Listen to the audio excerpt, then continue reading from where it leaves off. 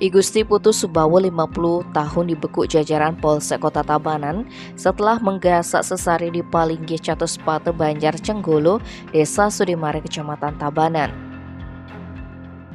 Kapolsek Kota Tabanan Kompol Imade Pramastia menyebutkan sebelum ditangkap dalam kasus pencurian sesari pada 28 Oktober 2022, Subawo sudah 6 kali dipenjara di LP Kerobokan dalam kasus yang sama. Tersangka baru keluar penjara pada Agustus 2022 lalu setelah divonis selama 2 tahun penjara oleh Pengadilan Negeri Denpasar atas kasus curat.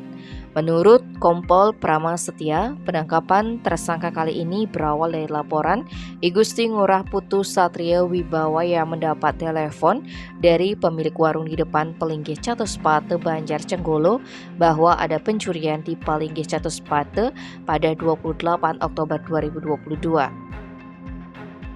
Selanjutnya, pelapor bersama 2 saksi mengejar tersangka hingga akhirnya berhasil diamankan Babin Kantimas Desa Sudimare. Pelaku dibawa ke Polsek Kota Tabanan untuk melakukan pemeriksaan lebih lanjut. Atas perbuatannya tersangka kembali terancam hukuman 7 tahun penjara. Tim Bali Express melaporkan.